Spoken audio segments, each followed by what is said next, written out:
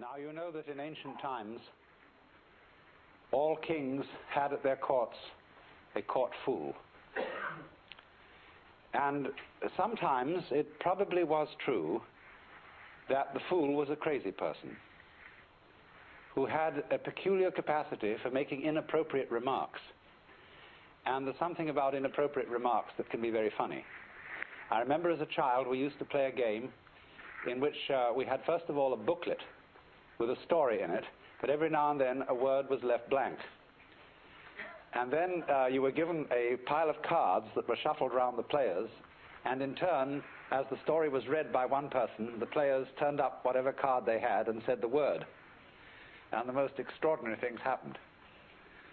And in this way, of course, the person who could make inappropriate remarks at the right moment can sometimes bring the house down. But actually, as time went on, the function of the fool became more sophisticated than that. And he became a person whose function was not simply to make jokes and to be a funny man, but to remind the monarch of his humanity, so that he would never get too stuffy. You remember perhaps the lines in Richard II, where the king says, within the hollow crown that rounds the mortal temples of a king, keeps death his watch. And there the antic sits, the antic being the court fool. And there the antic sits, scoffing at his state and grinning at his pomp, allowing him a little time to monarchize, be feared and kill with looks. And then at the last comes death, and with a little pin bores through his castle wall, and farewell, king. See, that was in a way the function of the fool. He was reminding you of your finitude, of your mortality, and death at the end, in somewhat the same way as monks used to keep on the desks in their cells a grinning skull. And all this is, of course, nowadays thought very morbid, because today we repress death very, very strongly. And the whole function and role of the mortician in our culture is to pretend in some way that death doesn't happen. He's a husher-upper. He sweeps you under the carpet at considerable expense. Now then, I try to think whether there is any institution in modern society that really corresponds to the court fool. And there isn't. There is, of course, the political cartoonist, there is the satirist, there is the commentator, but he doesn't sit in the president's office. And the president can ignore him altogether if he so chooses. We don't like nowadays anyone to suggest that our social institutions are not altogether serious. We can't stand it because we're much too insecure. And this is a very dangerous state of affairs. And so it really is high time that in many ways the institution of the fool was reintroduced. I want to point out a parallel to this.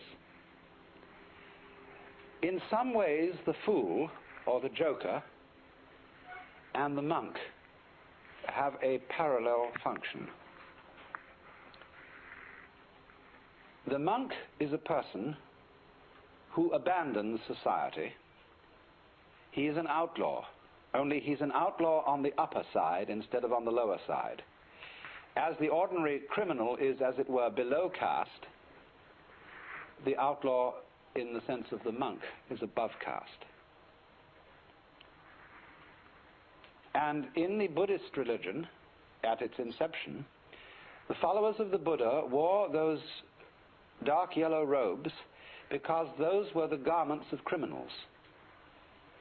It's just as if today we were to take the kind of blue jeans they wear over in San Quentin and go around in those, or the old-fashioned striped things that were put on jailbirds. And so they took on the garments and external appearance of the lower outcast, but they were in fact respected as upper outcasts. But in modern society, it is very, very difficult to be in that position. For example, in such a true republic as France, every monk and priest is subject to military service. That is not true in the United States, nor is it true in England. They are not quite so republican as the French. But in this kind of modern society, more and more, you must belong. As Thoreau said, wherever you may go, men will seek you out and compel you to belong to their desperate company of oddfellows. And the monks that exist today, Catholic monks and Anglican monks, are really a little bit of a freak in our society. They represent, in other words, the opinions and the discipline of a particular sect. They are not really, they have no actual official and social recognition. Because, you see, our society cannot stand non-participation. It cannot stand really fundamental criticism. And so it's in a very, very weak state. I remember as a boy in London going often to Hyde Park Corner and listening to people orate against anything they wanted to orate against. They could criticize and vilify even the most sacred institutions, and the police would stand by and pay no attention, sort of lean against the lamppost and let it all go on. And that's because the people as a whole in those days had a tremendous sense of security. They knew they were right, and therefore there's no point stopping anybody from criticizing them. But when you're not sure you're right, you have to stifle criticism completely. And the worst kind of criticism is the person who pokes fun. Non-participation of the monk isn't so bad, but the person who somehow suggests that society occasionally is something that needs to be giggled at. See, this is the whole position. The joker doesn't outrightly deride things. He's not a slapstick comedian. He gives people the giggles about things that they thought were terribly sacred. And that is extremely demoralizing. So, in our day and age, you see, you must belong. And we need to relax on this and allow for non-participation under certain conditions, and these are the ancient conditions. That the person who does not participate in society cannot call upon society for certain things. He cannot call upon the protection of the police or of the army. He cannot call upon education for his children. He's not supposed to have any children. He may, I suppose, in this day and age, make what arrangements he chooses about his love life. But he mustn't be the head of a family, and he mustn't feel entitled to the protection and support of the community. If the community respects him and wants to support him just out of its own free will, then that's their affair. So that's the way of the monk. But the fool is in a different class from the monk. And to understand his role fully, we have to go into a number of preliminary things, the most important of which is to understand the nature of a social institution. Because, you see, the standpoint of the fool is that all social institutions are games. He sees the whole world as game playing. And that's why when people take their games seriously and put on stern and pious expressions, the fool gets the giggles, because he knows it's all a game. Now, when I say that he sees everything as a game, this does not mean mere game. Hamlet, although it's a play, is not mere entertainment. Or when you go to listen to a great orchestra, it is playing music indeed. But you are not seeing something purely frivolous. The idea of game, basically, is this, that the nature of the world is musical.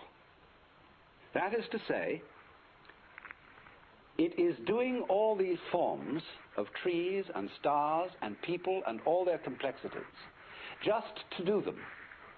It has no purpose beyond doing it.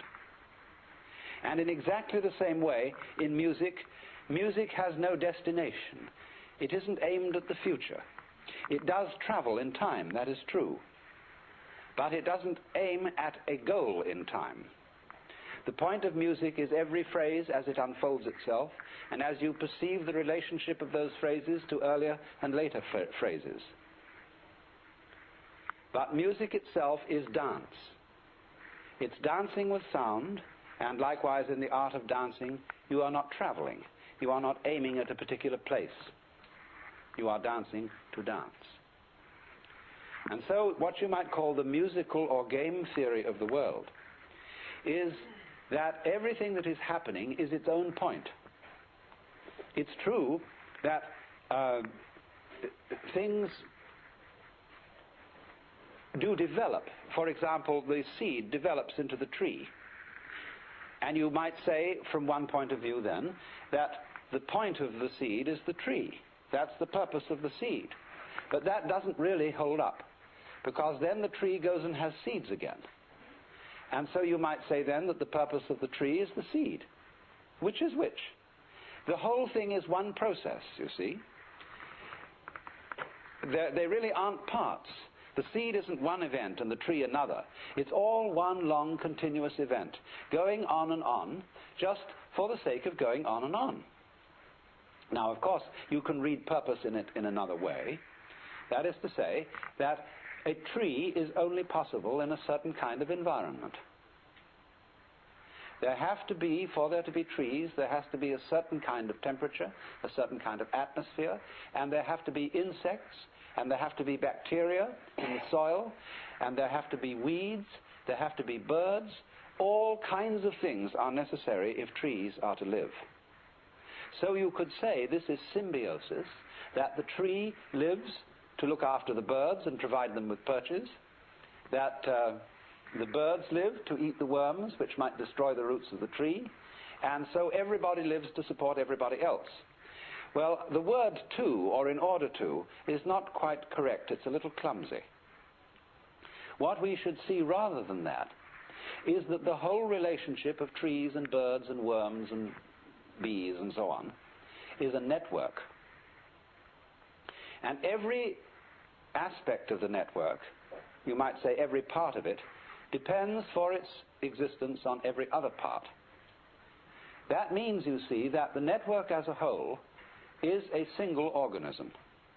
Just as in your own physical body, and you call yourselves a single organism, there are billions of creatures of very different kinds, and they're all running around inside your bloodstream and doing their stuff. They're having battles, love affairs, all kinds of things, and this huge variety of stuff going on constitutes your life as an individual.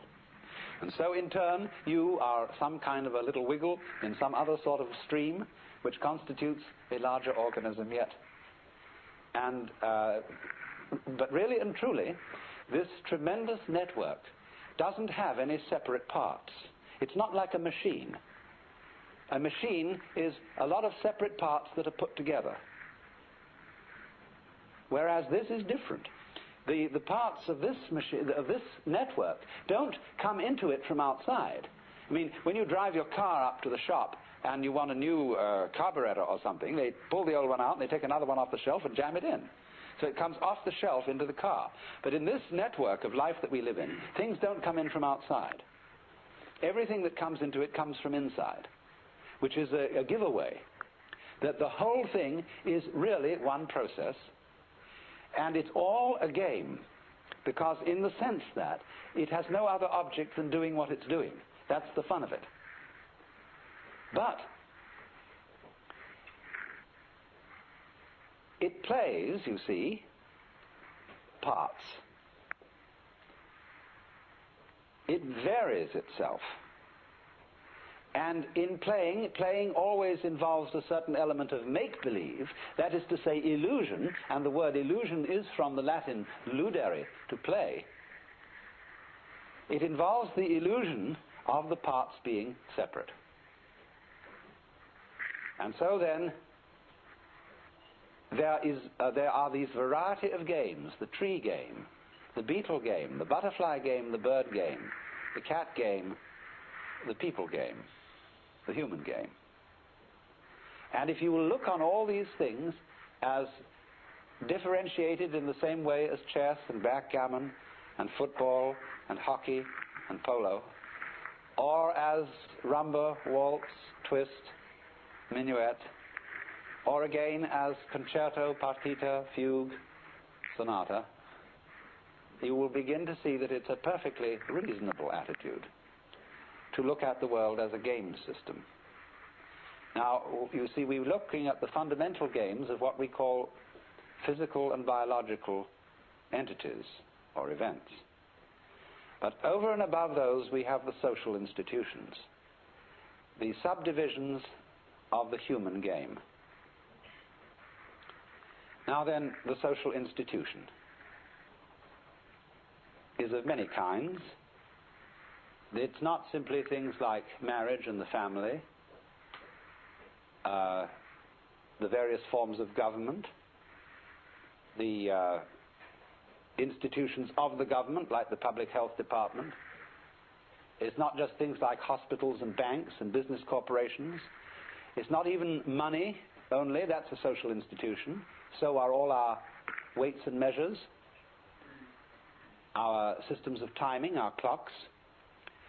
And you see, what makes these things social institutions is that they are, in another sense, conventions, things that we agree upon.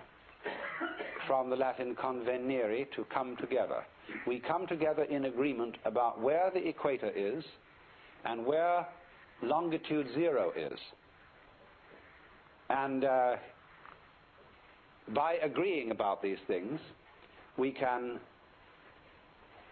order our lives, order our communal intercourse.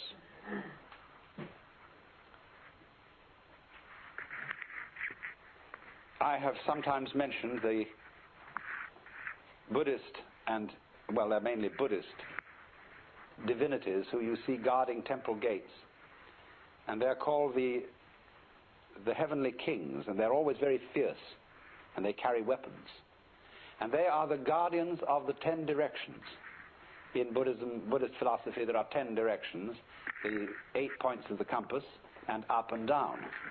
And it's terribly important to keep the 10 directions clear, because if I am not clear about it, I could never meet you at the corner of 5th Avenue and 42nd Street. So I wouldn't meet you at all. I could never have a date without knowing the 10 directions. And so these Dharma kings are the cosmic traffic cops, and they're keeping everything straight so that everybody can know where they are. So these are the guardians of the social institutions. The agreements we have to make about money and language and law, and also about certain values. Some of these values vary startlingly, but they are still social institutions. Did you realize pain is a social institution? In some cultures, like ours, it's very unpleasant to go to the dentist. But there are cultures in which dentistry is no problem at all, but on the other hand, they have extreme pain when their fingernails are cut or their hair is cut. We are very largely talked into pain in extreme childhood. And it varies enormously as to what may be considered painful. And I think it's not only human beings who do this, but animals do. Experimentation with hypnosis shows that pain is an extremely relative thing.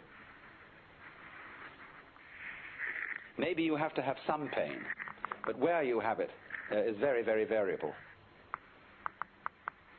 Also, we know too that social institutions govern what we notice. An American male pays relatively little attention to the back of a girl's neck. And it's perfectly okay for her to grow her hair down long and cover it. But to a Japanese, the back of a girl's neck is the most exciting sexual feature. And so when you see a well-dressed Japanese girl, her kimono hangs a little bit down the back like this, exposing her neck. They pay no attention, though, to breasts, which seem to so fascinate the American male. It just doesn't seem to appear. And the way that a traditional Japanese woman clothes herself is exposing the neck, but looking very flat in front, and not at all showing the hips. She's willowy. She doesn't look very willowy underneath, as a rule, but she does when dressed in a kimono. Now, so you see, it isn't just that nature has built in to the human organism certain attractive features about other people. It's the social institution of what is to be attractive. And of course this comes out very, very strongly in the vagaries of fashion and how to do one's hair, paint one's face, etc., etc. But now, social institutions go a great deal deeper than anything we've mentioned. And the most important kind of social institution is that which has to do with role-playing. Who you are. Now, when we ask the question, who are you? People think of this question in two different ways. One person, when asked, who are you, will answer, I'm a doctor. Another person will fall silent because he realizes how profound the question is. He realizes that he's been asked what his ego is. But a lot of people don't realize that when they're asked, who are you? I've noticed just a little bit of difficulty in my investigations of discussing identity with people, that they fix on their role and use that to describe their identity. Their name, their family, their place in society, what they do, what their hobbies are, and so on. All these are roles. And then also there is the role of character playing. All people are more or less taught to act. We are all hams from the beginning. And we were schooled in acting in our childhood, although it wasn't called that. It was called education. It was called upbringing, but a great deal of it is schooling in acting. And you very soon learn as a child from your peers and from your parents what acts are appropriate and what are not. It is the concern of all parents that their child learns a role in life and has an identity by which the child can be recognized. It would be extraordinarily disconcerting, wouldn't it, if a child had one personality one day and another the next. But children can do that. Don't you remember as a child that you were many different personalities, depending on your environment, that you were one person at home with your parents, you were quite a different person out alone with other children. Then when you went to visit your uncle and aunt, you were somebody else altogether, and so on. And finally, the whole trend of education is to shake all this down and make you more or less constant in every sort of social environment that you enter, so that everybody knows who you are. Otherwise it's disconcerting, you see. So we are made to believe that we have a real self. That is to say, somebody who we really are and whom we have to find. To find yourself, to settle down, to grow up, you see, means to fit into a role. And there are a lot of people, you see, who are troubled in our society and who seem to be misfits and are terribly unhappy because they just can't find the role that they're supposed to fit. They don't know who they are. There is an inner pandemonium and conflict. But it's obvious, isn't it, that the role you play is a social institution. Because you can't be an object to your own consciousness, at least not in the ordinary way. You are a subject from your own point of view, and you can only become an object to the extent that you adopt the attitudes that other people take towards you. Other people, from the beginning of life, are mirrors, and by the way they respond to you, you begin to learn what they think of you, and therefore who you are. We all tell each other who we are. And so the role we play, the identity that we have in that sense, is a social institution. But going further, there is the ego itself. There is this feeling that inside us there is an I center which receives experience and directs action. And this is the inmost myself. And we have all, of course, been taught in this day and age that if this is not our soul, it is a function of our body, it is a chemical sort of efflorescence of the brain, the feeling of I. Now, as I have told many of you before in various ways, this sensation of being a separate I, cut off from all other I's, is an illusion. It's a pure hallucination, because that is not the way we are functioning physically. We are functioning physically not as separate entities, but as beings that live in such a close relationship with everything else that there really is no way of dividing us from it. And so you see the mystic in all times and places discovers the illusory nature of this ego and realizes with a glorious shock that the true I myself, the thing that one really is fundamentally, is the entire game, the works. Some people call it God, or Brahman, or the Tao, or whatever you want. The name doesn't make the slightest difference. Anyway, that fundamentally what you are is the witch than which there is no witcher. And so relax, don't worry. Because you don't, you see, this doesn't ordinarily come into consciousness in just the same way that the structure of your brain doesn't ordinarily come into consciousness. It's very much there. But you don't see it directly, and you have no memory of it. So in the same way, you have no memory of being the witch in which there is no witcher. But there's no need to have a memory of that, because the thing doesn't need a memory. Memories are only necessary for creatures that have to defend themselves.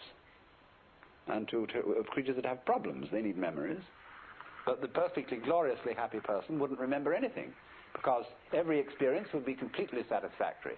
All memory is really a form of regurgitation of undigested experience. But you see, also, don't forget, as we all know, memory can be fun, and so can burping. And but memory isn't necessary for the whole thing,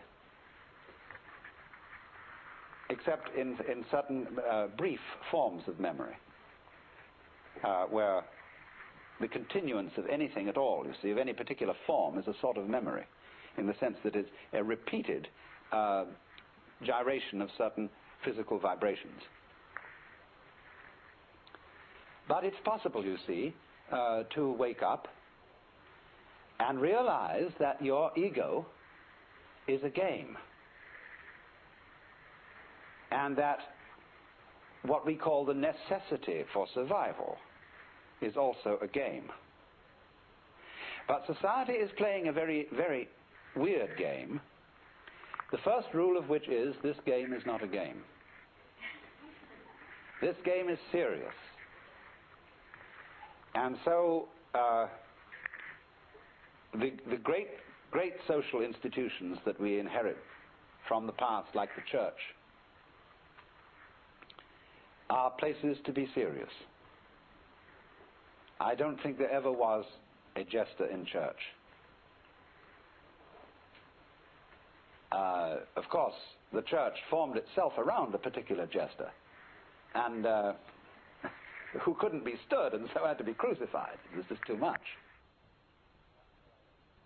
But the whole attitude, you see, of the church is that you are standing in the presence of the most serious God the Father, who really is in earnest and no fooling, you see. And everybody has to keep a straight face. And so also in the court of law.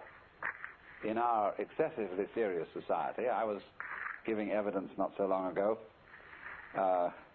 and the two defendants were smiling at each other. And the judge suddenly rapped his gavel and said, "You young men ought to realize that you're on trial for a very serious crime, and it's no joking matter. And I want to see proper behavior and conduct in this court." And the attorney stood up and said, "Your Honor, this is the first time they've ever been on trial, and they're not used to these things." And he said, "Well, it's about time they learned."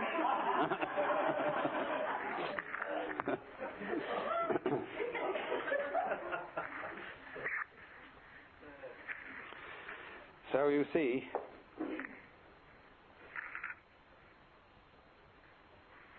the thing is that the game, there's always the fear, the underlying fear that the game may be given away. Now that fear isn't altogether unreasonable, because part of the fascination of games is to get involved and in a way to forget that they are games.